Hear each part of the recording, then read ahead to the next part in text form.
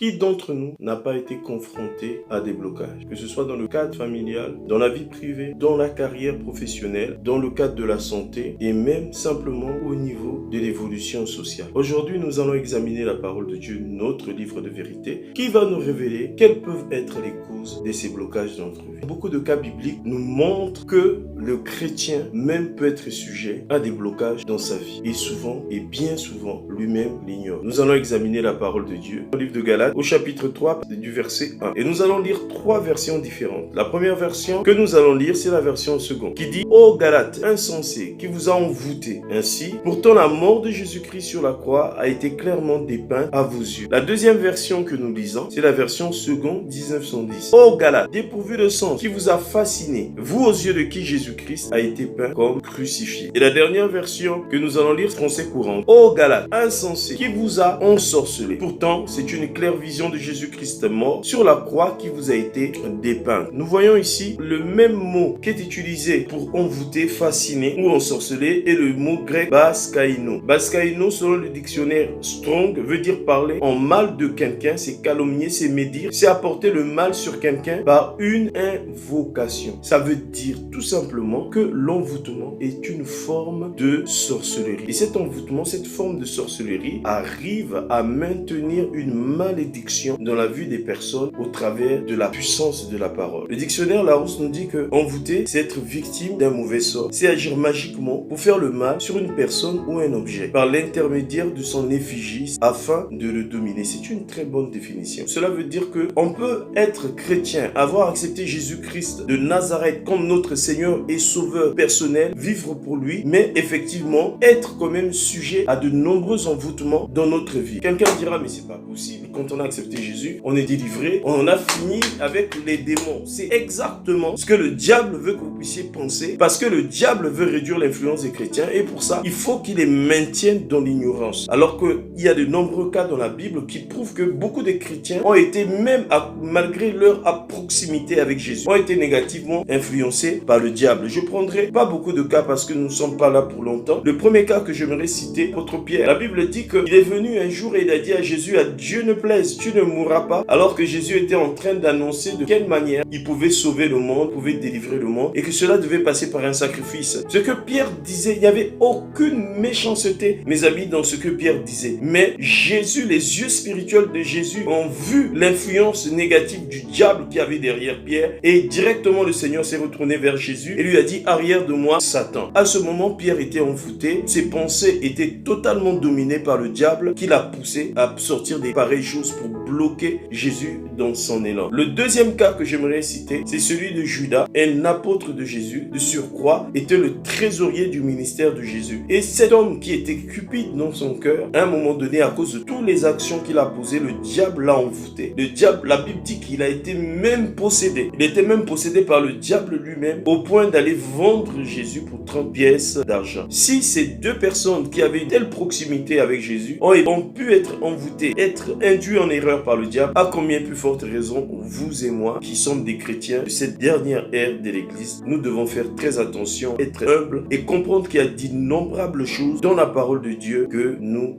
ignorons. Donc envoûter, c'est quoi? C'est charmer, c'est ensorceler, c'est fasciner. On a dit le mot, c'est baskaino. Baskaino, c'est parler mal de quelqu'un. Donc à chaque fois que vous êtes en train d'envier quelqu'un, à chaque fois que vous êtes en train de jalouser quelqu'un, à chaque fois que vous êtes en train de critiquer quelqu'un, vous êtes en train d'accomplir l'un des souhaits du diable lui-même, de Satan, de Lucifer, qui est la sorcellerie.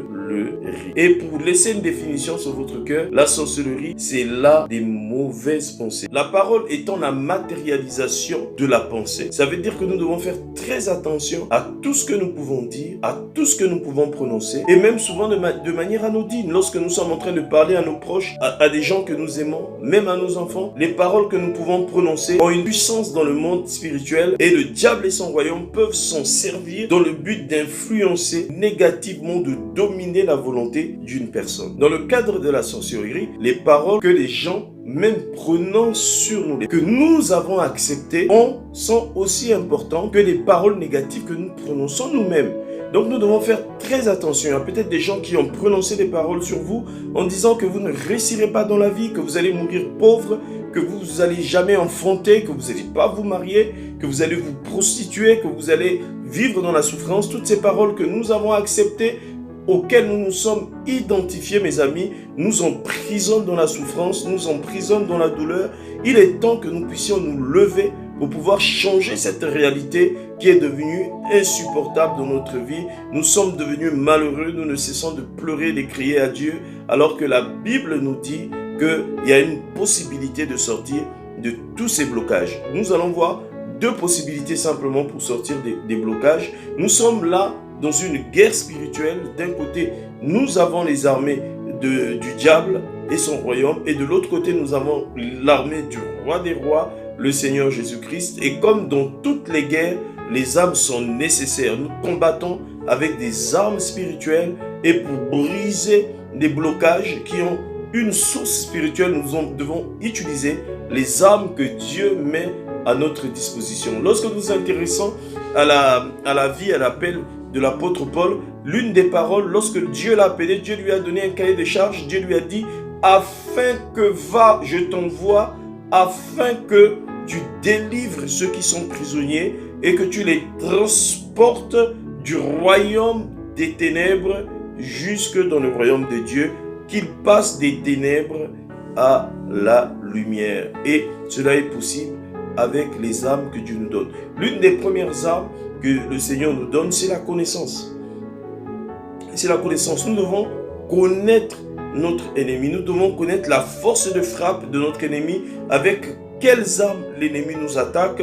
Si nous avons une bonne connaissance des forces ennemies, nous aurons les stratégies nécessaires, les stratégies divines nécessaires pour le combattre. Et la deuxième arme importante que le Seigneur nous donne, c'est sa propre parole, c'est l'épée de l'esprit qui est la parole de Dieu. Nous combattons les paroles de malédiction avec la parole de Dieu. Mes amis, la Bible dit qu'il a effacé l'acte dont les ordonnances nous condamnaient. Toutes les malédictions et les blocages qui ont été consignés dans le monde des ténèbres contre votre vie, contre la vie de vos enfants, contre votre santé, contre vos finances, contre votre évolution sociale, contre tous les projets que vous avez, mes amis, à partir du moment où vous acceptez Jésus-Christ de Nazareth comme votre Seigneur et Sauveur personnel, que vous vous levez dans la prière, que vous êtes conscient que vous avez été victime d'envoûtement à de nombreux moments de votre vie, des choses que vous n'avez jamais confessées, que vous vous levez et que vous confessez ces choses en les brisant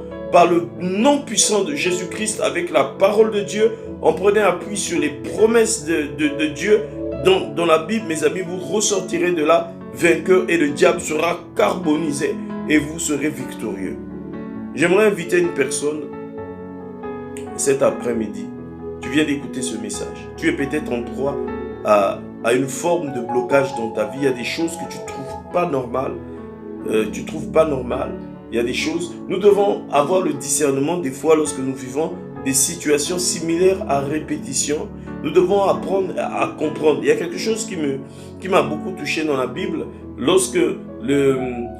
C'est de voir souvent, lorsque Israël combattait, que bien souvent, même les ennemis d'Israël, que ce soit les Égyptiens, les Amalécites, les Philistins, des fois ils arrivaient à discerner que c'était plus Israël physique qui combattait et que c'était leur Dieu qui combattait à leur place. My God! J'aimerais acclamer le nom de ce Dieu parce qu'il est le Dieu Jéhovah Sabaoth. Il est le Dieu qui combat pour toi. Et je veux proclamer au nom de Jésus-Christ la fin de toute forme de blocage dans ta vie. Où tu te trouves, au nom de Jésus-Christ, au son de ma voix, la puissance des blocages est brisée par la puissance de Dieu, par l'épée de l'Esprit, du Saint-Esprit. À compter de maintenant, toutes les portes vont être ouvertes. Le ciel ne sera plus des reins pour toi. Le ciel sera ouvert, ton avenir sera brillant, ton avenir sera lumineux. Tu iras de gloire en gloire, de percée en percée et de succès en succès. Au nom de Jésus-Christ de Nazareth. Dis Amen. Est-ce qu'il y a quelqu'un qui pourrait lever sa voix et commencer à parler à l'ami fidèle? Il est là, il est là, il est là.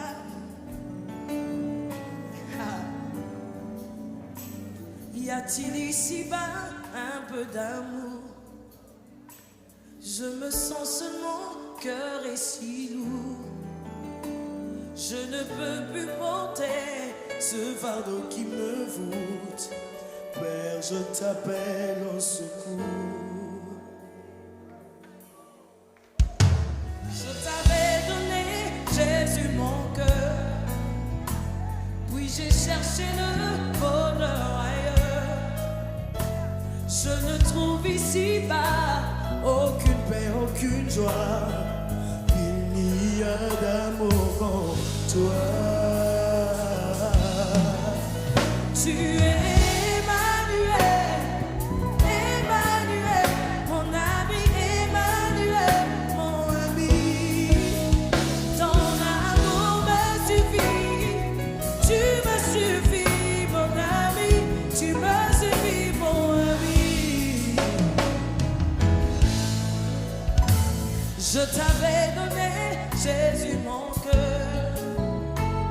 Puis j'ai cherché le bonheur ailleurs. Je ne trouve ici-bas aucune paix, aucune joie.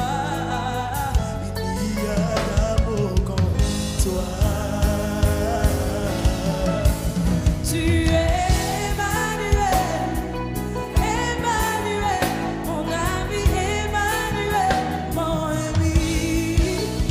Ton amour me suffit, tu me suffis,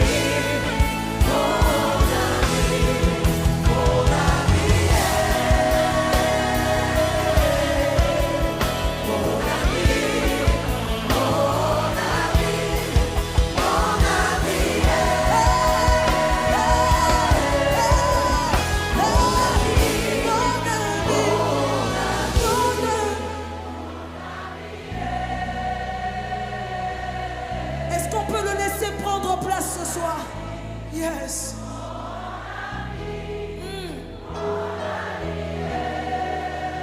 Jésus, le fidèle des fidèles.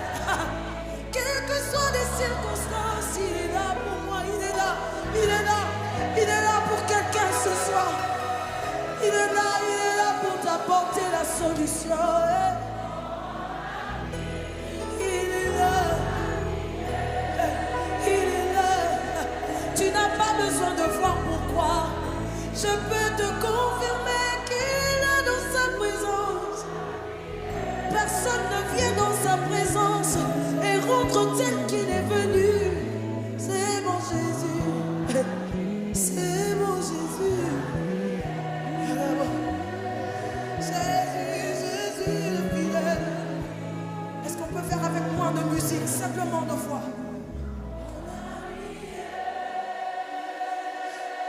Est-ce que nous pouvons remplir cette salle d'une atmosphère céleste ce soir? Permettant à Jésus de venir, d'habiter dans le cœur de quelqu'un. Il est là, il change une situation, il touche quelqu'un. Pas comme un médecin pouvait le faire, il a fait comme lui seul sait le faire. Il est fidèle.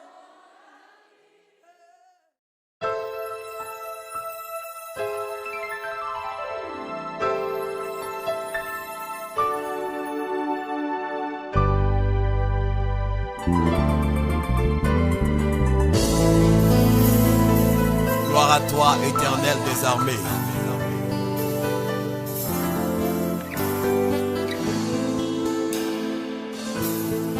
Tu es là et Tu es là-haut. Tu es là-haut. C'est que tu es là.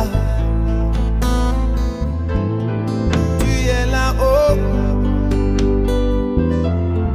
Tu es là-haut. Tu es là-haut.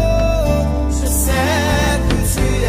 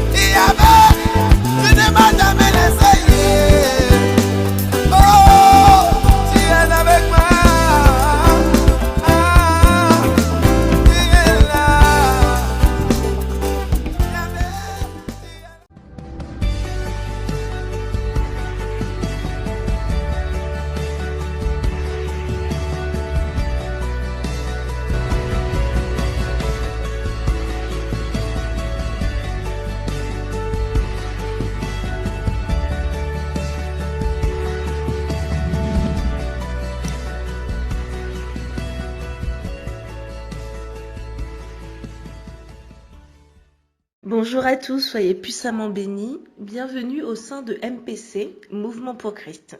Je me joins au département de l'organisation pour vous rappeler quelques gestes barrières et les mesures de sécurité à respecter au sein de l'Église jusqu'à nouvel ordre. 1.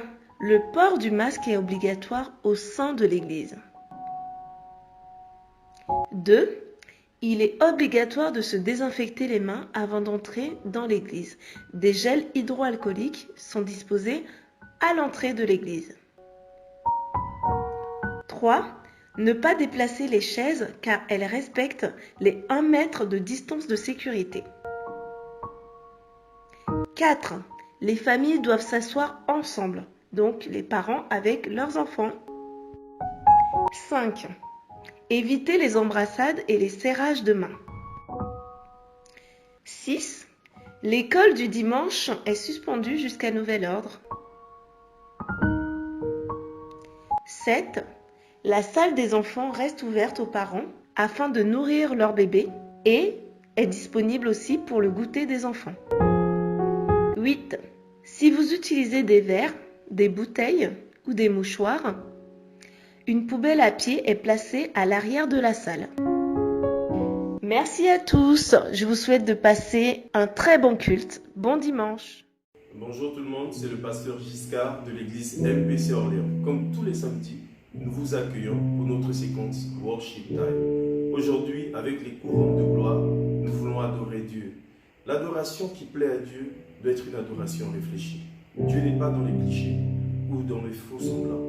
Aussi, nous vous invitons à venir avec nous, à être transportés dans cette relation, cette intimité avec Dieu.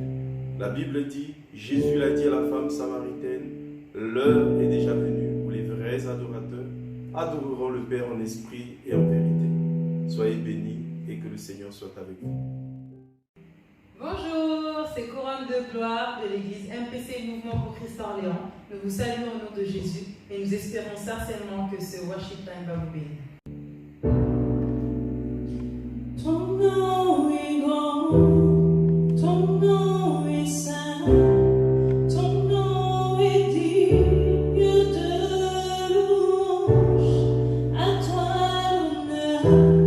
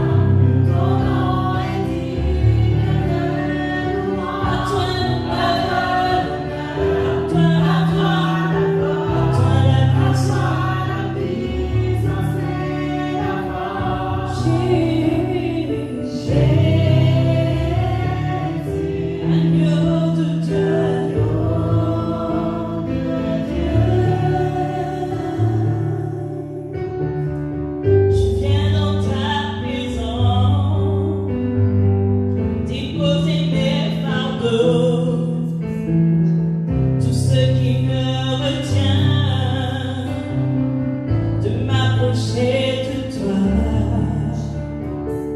Tu es mon bouclier, mon abri, mon seul bien. Vers toi, Seigneur, mon Dieu, je veux lever les mains. Ton nom est grand, ton nom est saint, ton nom est digne. À toi l'honneur, à toi la gloire, à toi la puissance et la force. Ton nom est grand, ton nom est saint, ton nom est digne de louange. À toi l'honneur, à toi la gloire, à toi la puissance et la force. Ton nom est grand, ton nom est saint, ton nom est digne de louange. À toi l'honneur, à toi la gloire, à toi la puissance et la force.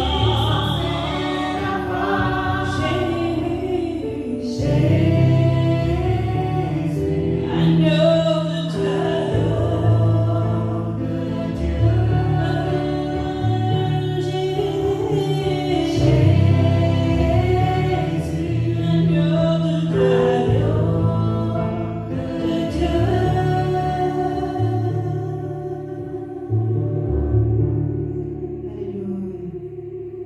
Alléluia, nous voulons encore célébrer celui-là même qui a guéri les paralytiques encore, celui qui était le même hier, aujourd'hui et qui sera encore le même demain, celui qui n'a pas changé, celui dont on prononce le nom et une situation change, celui dont je prononce le nom et je sais que toute chaîne se brise. Jésus, nous voulons t'élever encore pour qui tu es. Honorer ta grandeur, Seigneur.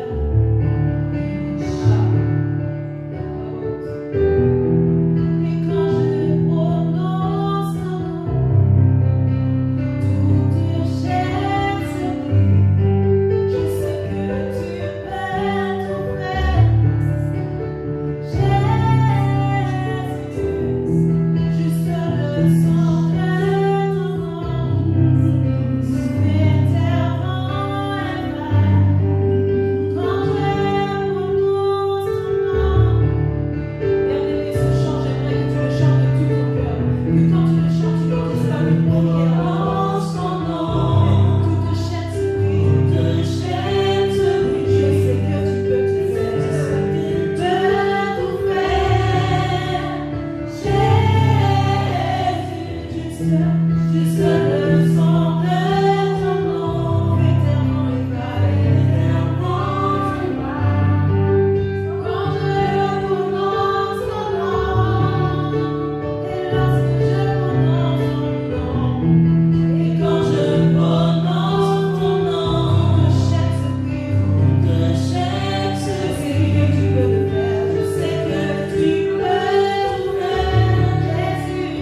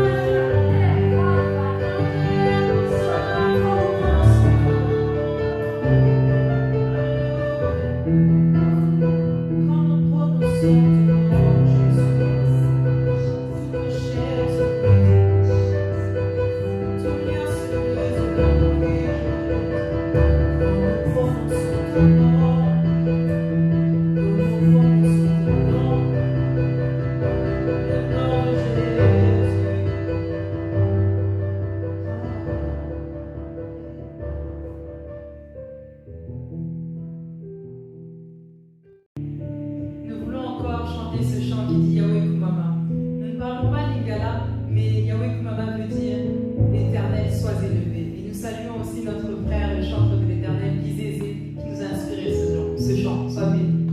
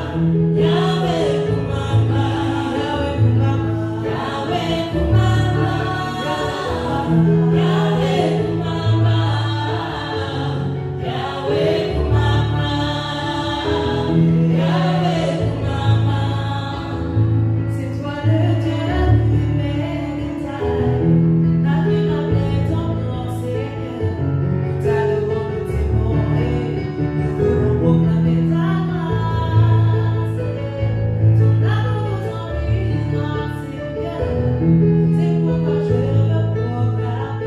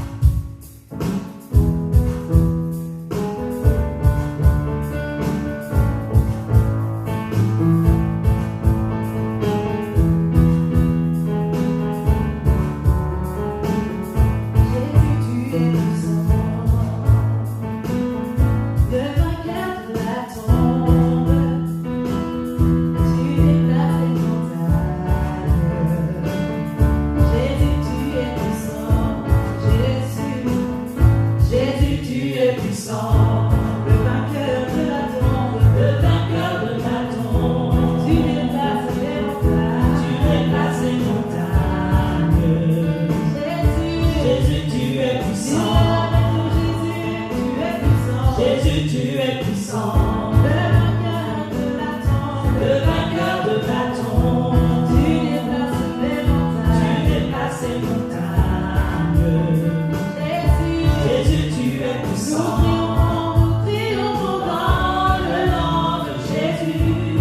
Nous avons la victoire dans le nom de Jésus.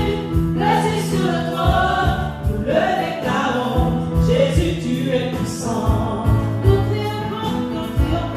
triomphons dans le nom de Jésus. Nous avons la victoire dans le nom de Jésus. Assis sur le trône, nous le déclarons. Jésus, tu es puissant. Jésus, tu es puissant. Omnipotent, tu es présent. Déplace les montagnes. Jésus, tu es puissant. Jésus, tu es puissant. Omnipotent, tu es présent. Il est malade. Jésus, tu es puissant. Jésus, tu es puissant. Omnipotent, tu es présent. Jésus, tu es puissant. Jésus, tu es puissant. Omnipotent, tu es présent. Agis en ton temps. Jésus, tu es puissant. Jésus, tu es puissant. Le vainqueur de la tombe, tu déplaces les montagnes. Jésus, tu es puissant. Jésus, tu es puissant. Jésus, tu es puissant. Le vainqueur de la tombe, le vainqueur de la tombe, tu déplaces les montagnes. Tu déplaces les montagnes. Jésus, tu es puissant. Nous triomphons dans le nom de Jésus. Nous avons la victoire dans le nom de Jésus. Assis sur le trône, nous le déclarons. Jésus, tu es puissant. Nous triomphons dans le nom de Jésus. Nous avons la victoire dans le nom de Jésus. Assis sur le trône, nous le déclarons.